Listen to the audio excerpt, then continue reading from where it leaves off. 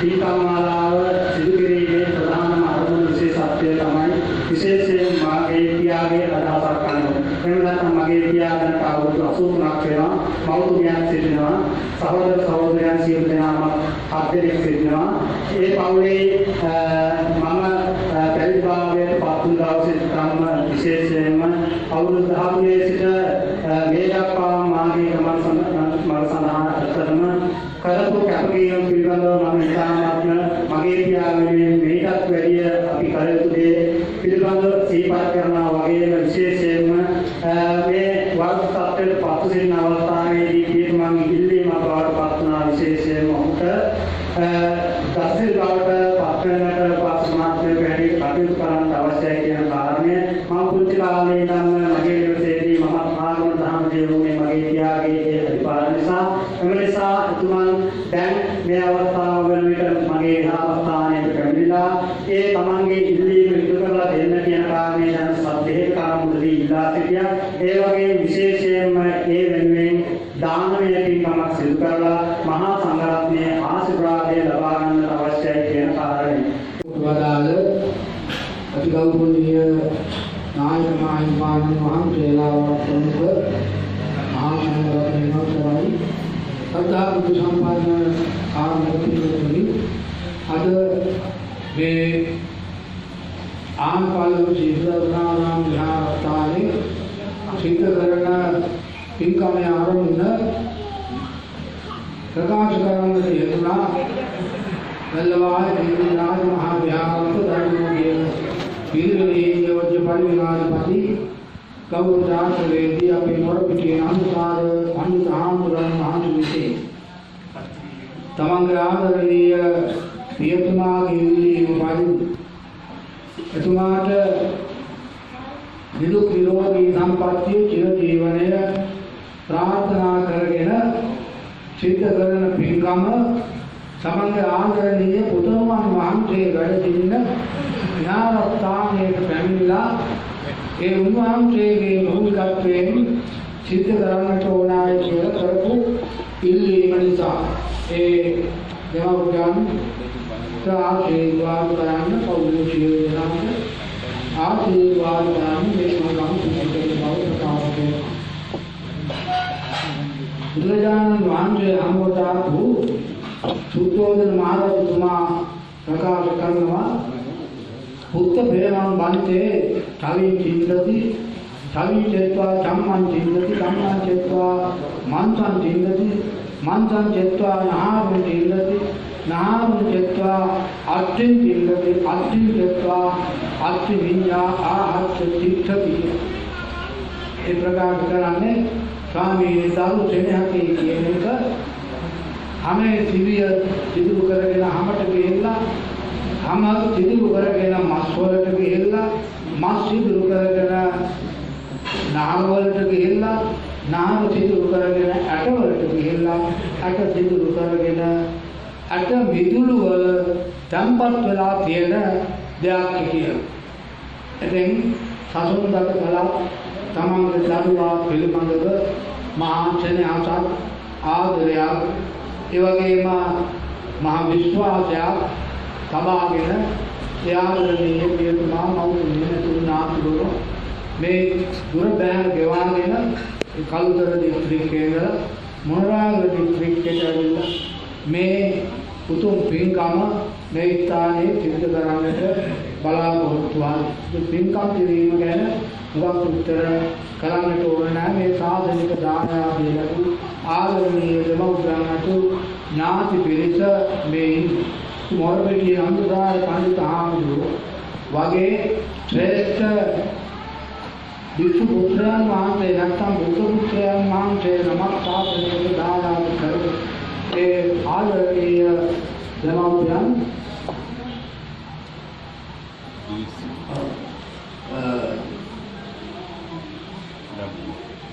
ආදරණීය දෙමව්පියන් මහා වාසනාවන්ත පුණ්‍ය බලයක් තියෙන පිරිසක්. මේ පියතුමා WK දුයි සිඤ්ඤෝ පියතුමා නම් ඒ පින්කමේ මූලිකත්වයේ ගෙන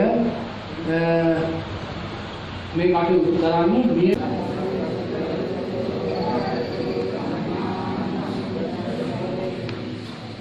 කාලවතානං අම්හාපං ඥාතිනං පුඤ්ඤතාය ඉමං භික්ඛං සසෝ භක්ඛ්‍යංජනං සහත්ත පරිකාරං සපරිකාරං ආංගුලදානං භික්ඛු සංඝස්ස දේව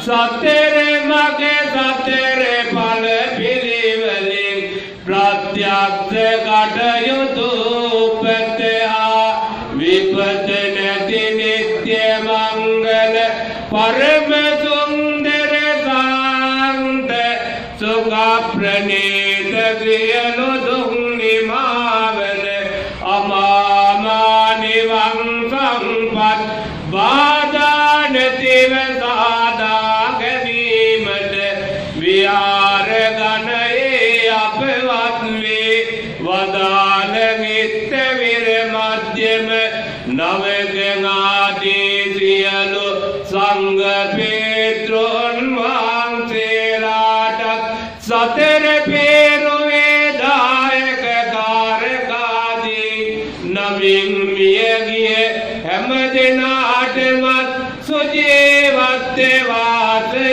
කරන මේ හැම දිනාටමත් මේ සංඝ සතු දානමය බුද්ධ පූජාදී මහා පින්කම් හේතු වාසනා ප්‍රාර්ථනාවන් සිද්ධ වේවායි සිතා චිත්ත ප්‍රීතියෙන් යුක්තව සාදු කියා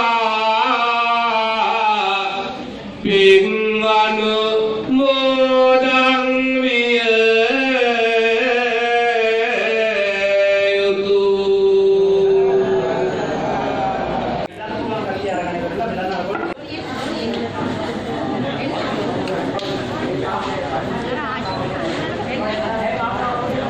කියන කාරණය නිසා ඒකට උත්තර මේ අවස්ථාවේදී සිදු කරන්න බලාපොරොත්තු වෙනවා. ඒත් එක්කම දැන් තිබෙන්නේ කලයුතු කල පින්කම් පිළිබඳව සිහිපත් කිරීම සහ බුද්ධානුමෝදනා ධර්ම දේශනාව පැවැත්වීම පාඨවේන් මාතේ චත්ති සුද්ධෝ අපේත විඤ්ඤාණෝ නිරන්තං කලින්දරං අචිරං වතරං කායෝ පාඨවේන් මාතේ සුද්ධෝ අපේත විඤ්ඤාණෝ නිරන්තං කලින්දරං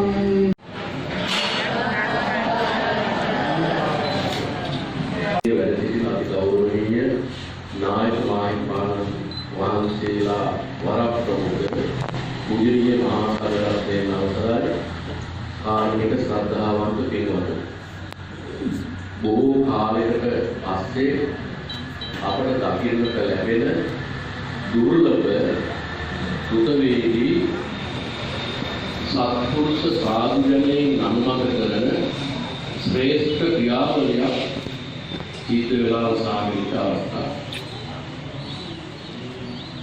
ආනපාලක ශ්‍රී සුදර්ශනාරාමාධිපති කිංගිනි ශ්‍රී සුදර්ශනෝදය පිරිවෙනේ ආචාර්ය අපි පණ්ඩිතාඳුරන් වහන්සේගේ ආදරණීය පියතුමා සහ මෑණියන් කොච්චර වාසනාවක්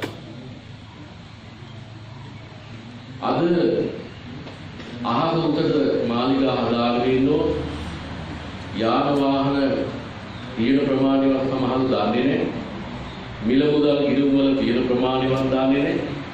එහෙම ඉන්න අය කොයිතරම්නම් කායික මානසික දෙකින්ම පීඩාවට පත් වෙලා සිටිනවා.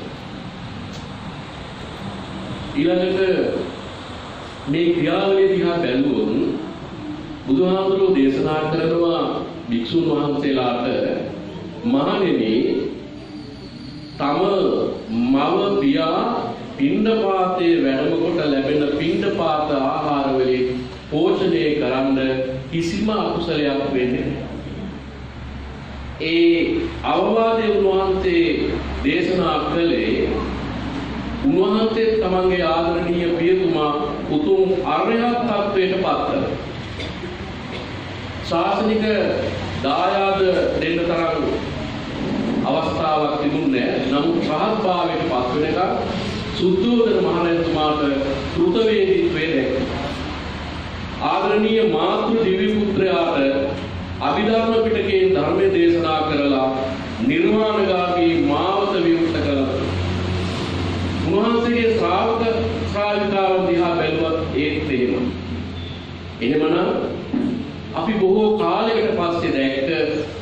සත්පුරුෂ සාධු ජන ක්‍රියාවලියක් මේ විහාරස්ථානයේ කේන්ද්‍ර කරගෙන මේ සිද්ධ වෙමින් පවතී. ජීව මතක වස්ත්‍ර පූජාව සාමාන්‍ය සම්ප්‍රදායේදී ඕනෑම කෙනෙක් මිය ගියාම එයාට පාංශුකුල කටයුතු කරනවා පාංශුකුල දෙන්න. ඉතින් ආදරණීය පියතුමා ජීවතුන් අතර ඉඳදී සියසින් දැක ගන්නට තරම් වාසනාවන්තයි පින්වතෙක් බවට පත් වුණා. ජීවිතයේ සැහැල්ලුව අපි කියලා හරියන්නේ නැහැ. ඒ සැහැල්ලුවටපත් වෙන්න. නිර්වාණය කියලා කියන්නේ මොකක්ද? කායික මානසික උත්තරීතර සැනසීමට නිර්වාණය කියලා කියන්නේ. උත්තරීතර සැනසීම. එතකොට ඉන් මෙහාට සෙනෙබර පියතුමා දැන් දසසිල් තත්වයටපත් වෙලා සිටිනවා. සසර කෙටි කරගන්න ධෛර්යවන්තයෝ ප්‍රඥාවන්තයෝ කීව ඉන්නේ නැහැ. ක්‍රියාවලිය සිද්ධ කරනවා. බුදුදහම කියන්නේ පින්වතුන් මේ එකතැනක වාඩි වෙලා ඉවරලා කියව ඉන්න කියන එකක් නෙවෙයි. එහෙම එකක් නෙවෙයි බුදුදහම කියන්නේ. හොඳට මතක තියාගන්න. සීලය කියලා කියන්නේ පොයේ දවසට ගෝගහ යටදී වාඩිලා ඉන්න දෙයක් නෙවෙයි.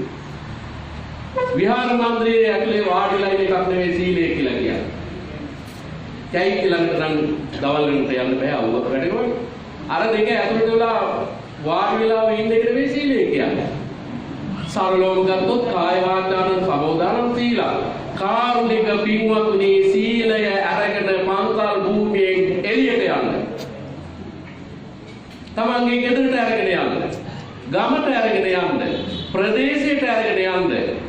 රටට අරගෙන යන්න. සීලය කය වචන දෙකේ සංවරය සීලය. කොච්චර වටිනවද? ඔය එළිය සමාජයේදී කය වචන දෙකේ සංවරය ඇති කරගත්තා. ඊළඟට මානසික සංවරය භාවනාව තුලින් ලැබෙන. සියලු සත්‍යයන් දුක් වේත්වා නිරෝග වේත්වා සුවපත් වේත්වා දුකින් මිදෙත්වා නිවන් දකිත්වා කියලා උදේ ඉඳලා රැය වෙනකන් රැය ඉඳලා එළ වෙනකන් බෝධි යට ඉඳලා කීව හිටියට හරියන්නේ නැහැ. වක්කලි හාමුදුරන්ට කියපු කතාව මතකද? එහෙමනම් අපිට බෑ තාම සීල සත්‍යයන් දුක් වේත්වා කියලා අවක්කොම ප්‍රකාශයටපත් කරන්න බෑ. ප්‍රාර්ථනා කරන්න බෑ. ඇයි? ඊට වඩා ගොඩාක් පල්ලෙහාදී අපි මෛත්‍රී කරනවා. මෛත්‍රී කියලා කියන්නේ මොකටද? හිතවත්කම. මෛත්‍රී කියලා කියන්නේ හිතවත්කමට, මිතුරුකමට, සුවද බවට මෛත්‍රී කියලා කියන්නේ. එහෙනම් ඒ හිතවත්කම, සුවද බව, මිතුරු බව ඉක්මවා ගිය මහා ශ්‍රේෂ්ඨ සත්පුරුෂ ක්‍රියාවලියක් මේ සිද්ධ කරන්නේ. නායක හාමුදුරුවෝ සඳහන් කරා දානයක් පූජා කරනකොට අපගේ චිත්ත සංතානය තුළ තියෙන ලෝභය, ද්වේෂය, මෝහය තදංග ප්‍රහාණය කරන්නට ඕන. මේ තුන්දෙනා තමයි අපි සසර දික් කරන්නේ. අපි සසර අපේ ගමන දික් කරන්නේ ඔය තුන්දෙනා. ලෝභ, ද්වේෂ, මෝහ. බලන්න ලෝභයට ද්වේෂය આવොත් කොහොමද? ඔය දෙන්නටම මෝහය આવොත් කොහොමද? අතිශය බරපතලයි. අතිශය බරපතලයි. ඒක නිසාවටම ඔය තුන්දෙනා සදංග වශයෙන් සමුච්ඡේද ප්‍රහාණය කරනවා නම් අරහත් භාවයටපත් වෙන්න ඕන. මෙතන කියන්නේ තදංග ප්‍රහාණය. තදංග ප්‍රහාණය කියලා කියන්නේ తాවකාලික වශයෙන් ඔය තුන්දෙනාට එළියට දෙන්න නැතුව යටපත් කරගෙන ඉස්සරහට ගත්තා හොඳ දිදුවිලි තුනක්. පරිත්‍යාගය, මෛත්‍රිය, ප්‍රඥා. අර තුන්දෙනා වෙනුවට ගත්තා පරිත්‍යාගය, මෛත්‍රිය, ප්‍රඥාව. පරිත්‍යාග කළා. මෛත්‍රිය කියලා කියනවා හිතවත්කම, මිතුරුකම.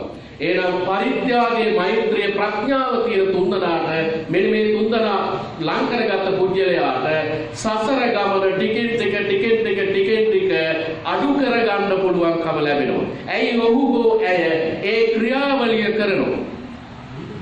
වතුර ගඩක් නම් එකතන තිබ්බොත් එහෙම පල් වෙනවා. ඔක ගලාගෙන යන්න ඕන, ගසාගෙන යන්නට ඕන. එතකොට පල් වෙන්නේ නැහැ. අපිත් මේ එකතන ඉන්න එපා. ආමිසේ läගගෙනම ඉන්න එපා. වටෙන්න ඕන ප්‍රතිපත්තියට. හැබැයි ආමිසේ නැති ප්‍රතිපත්තියක ඇති වැඩක් වෙන්නේ නැහැ. දැන් අපට පේනවා බහුලවම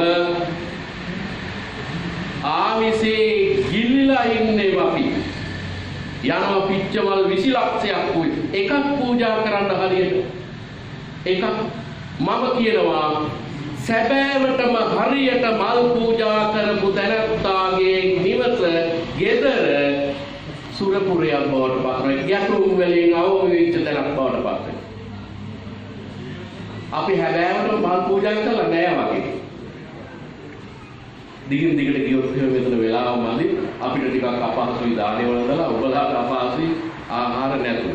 මේ ප්‍රස්තුතේ බලමුකෝ. සැබෑවටම මල් පූජා කරන තැනැත්තා එතන ඔහු හෝ ඇය ඇති කර ගන්නවා තිලක්ෂණි. මොකක්ද මේ කියන්නේ? පුප්පං නිලායාති යතා ඉදම්මේ කායෝ තථායාති විනාශපාව. ස්වාමීනි මේ මල් බ්ලානික වෙලා පර වෙලා වේලිලා කරවලා යන්නේ යම්සේද මාගේ ශරීරයත් එසේමයි.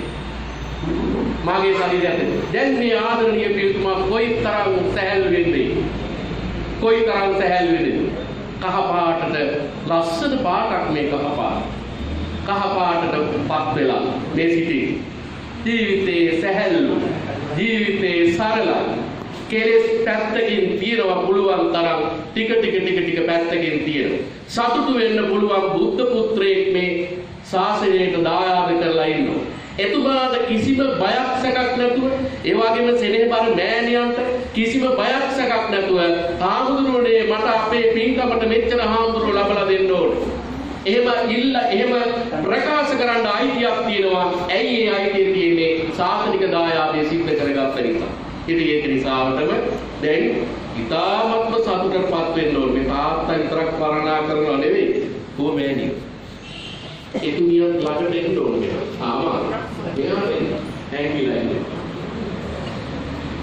නාදීනම් හෝතු සුඛිතා හොන්තු නාතයෝ ධම්මේ නාදීනම් හෝතු සුඛිතා හොන්තු නාතයෝ ධම්මේ නාදීනම් භාවා විවාහ පින්නා